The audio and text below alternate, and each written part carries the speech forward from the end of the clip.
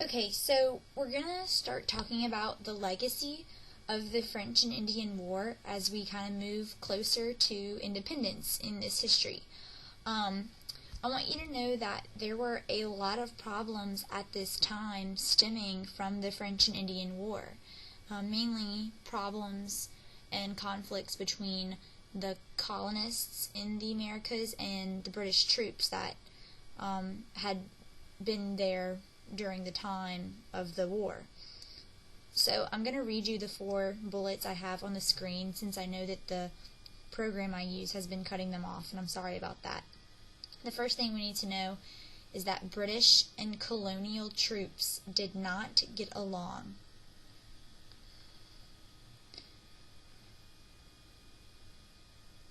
The second point is that colonists were not obeying the Navigation Acts.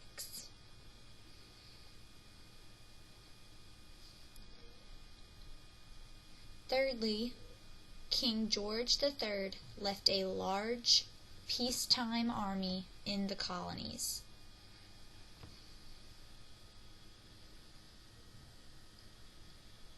And the last problem was the national debt. And those are the 4 bullets on the screen. I'm going to go ahead and expand on each one a little bit more, so you can just type each point under it. The British and colonial troops did not get along. They did not see each other in the best light.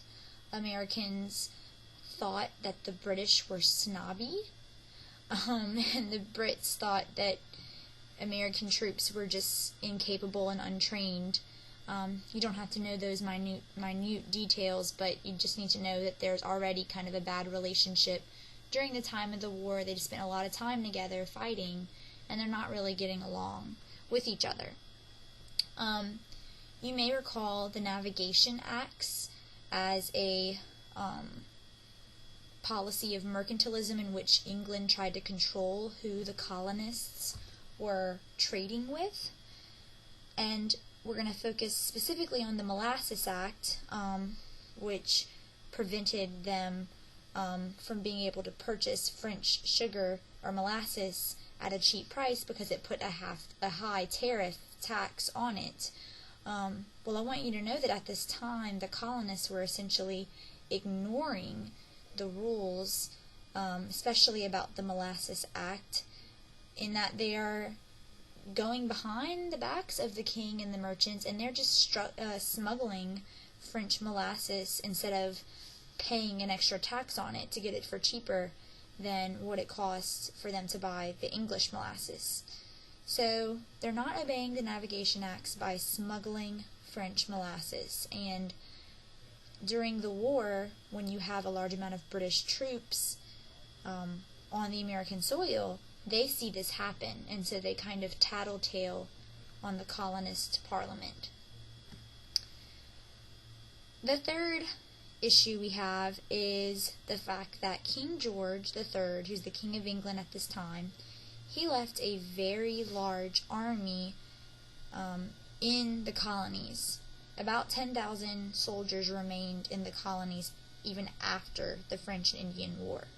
Now, how would that make you feel if you were a colonist, and even though the war was over, your king from back home still left a large amount of troops in your colony? It makes you feel like your king, doesn't trust you, and it's kind of a show of British force on the king's part here. He's kind of trying to intimidate the colonists. The last issue, and probably the most important issue from the French and Indian War, is that Britain is now in a lot of debt. War is expensive, and even though they won a lot of territory, it's still very expensive, and they are still in debt to pay off the war, and the costs it took them to go to war with France. So when our government needs money to pay off for something, they usually apply or raise taxes. And originally, Parliament is passing on the taxes to the citizens of England itself who are living in England. So they don't start by taxing the colonies right away, but we know eventually that Parliament will tax the colonists in order to pay back some of their debt from the war. So that's the kind of jump start into the chain of events that's going to lead to the revolution, and it really does stem from the problems of the French and Indian War. This caused a lot of strife between the colonies and England. So we're going to start seeing things change from when England was only taxing English citizens living in England. They're going to start taxing the colonies, and here's how that happens. So the Prime Minister in Britain at the time, George Grenville, okay, he's the Prime Minister, which means he's kind of the head of Parliament. He thought it would be a good idea to start taxing the colonists to help pay for the cost of war. I mean, after all, the war was fought on the American soil, on the colonial soil, so why should they not have to pay the taxes? He also wants to stop the smuggling that resulted from the Molasses Act. He is tired of seeing and hearing about colonists in the Americas smuggling French molasses and not paying the taxes they're supposed to be paying to England. So, he proposes and passes the Sugar Act. The Sugar Act actually reduced the tax on French molasses. Again, it actually reduced the tax on French molasses that was in place with the Molasses Act. But the whole idea was, if we lower the tax on French molasses, maybe the colonists will actually be willing to pay it and will stop the smuggling. So the purpose of the Sugar Act was to get the colonists to stop smuggling French sugar without paying the tax. The Sugar Act also increased the consequences if the colonists were caught smuggling. So that's the two ways England tries to control the colonists there. Now, colonists are not going to be very happy about this. Even though the tax is lower than what it originally was, they are complaining about having to pay any taxes, not because they don't like taxes, but because they feel they are not being represented in Parliament when these things are being passed on them. This is where the famous battle cry, "No taxation without representation," stems from. The colonists are just upset, for the most part, that they are not being represented in Parliament. Okay, we're going to move on to the Stamp Act and rebellion of it. In order to raise even more money, Grenville, that same Prime Minister,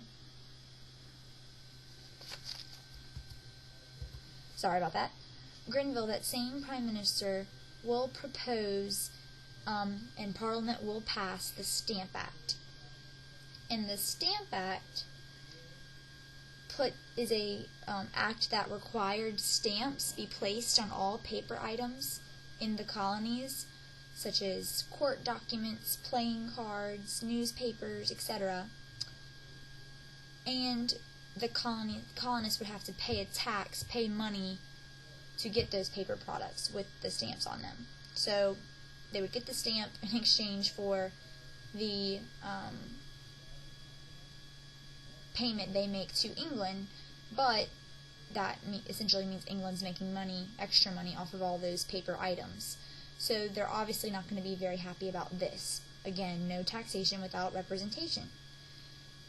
The Quartering Act is when colonial governments and the colonists themselves had to provide food and housing for all British soldiers in the colonies. Again, the Quartering Act meant that colonists had to provide food and housing for British soldiers in the colonies.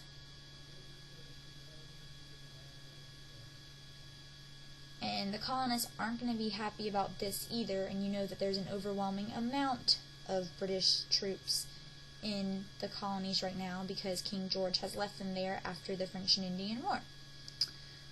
So essentially, we have this system that is completely different in the colonies than what it was in the earlier 1700s. We used to have salutary neglect, which is when, you know, English officials were kind of turning their heads away from the colonies and they were able to run themselves.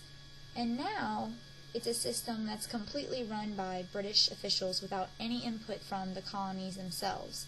So this does not make the colonists feel very good about how their government feels about them and is treating them. So we eventually see a group of people called Patriots develop. Okay, and you've heard of the term patriot before.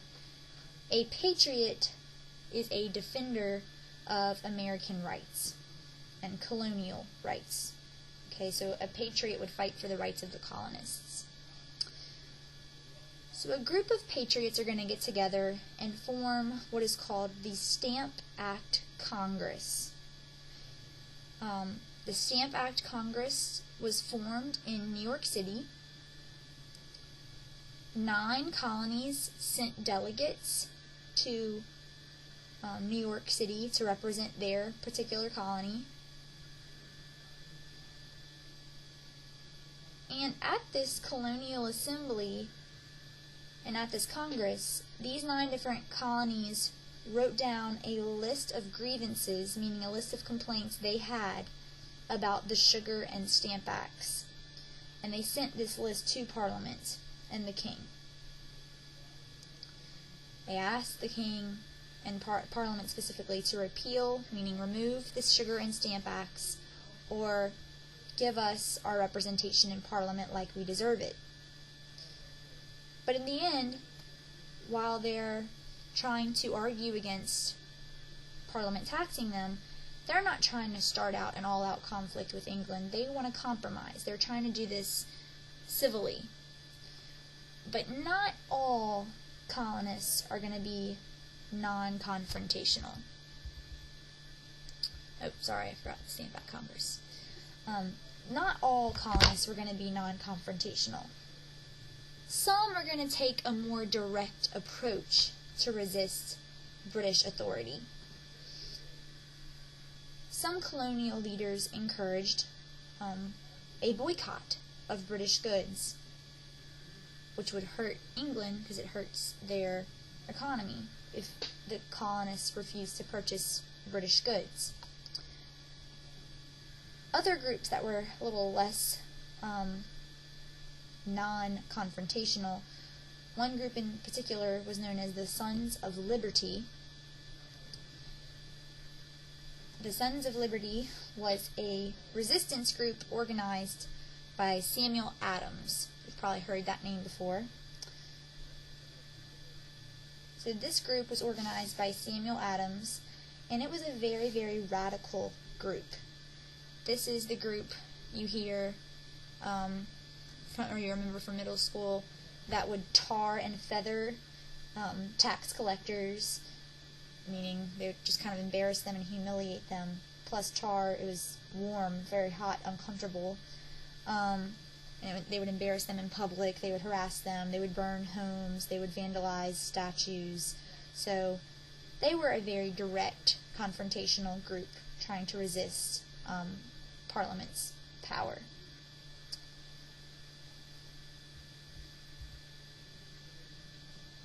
This is just a picture of Samuel Adams' grave in Boston, Massachusetts.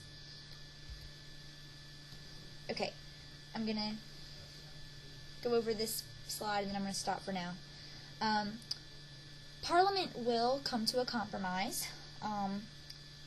Prime Minister Grenville will be replaced by a new Prime Minister known by Lord Rockingham. Lord Rockingham opposed Grenville's tough policies.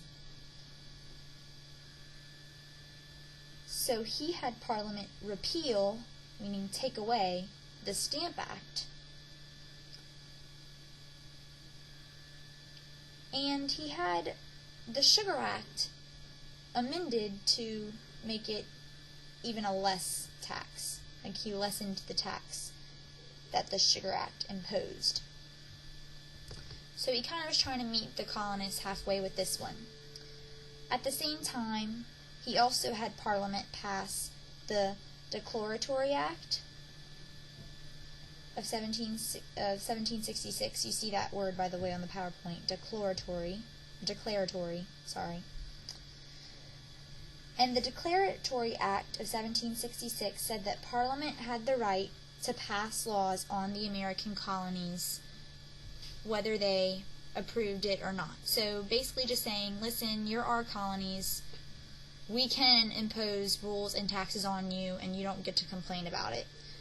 But at this time, it looks like maybe England and the colonies could hopefully work out a compromise. They're both trying to meet each other halfway, so there's not yet really serious talk about rebelling. And we'll kind of get to when things get more serious in the next section, so just switch over to the next link, okay?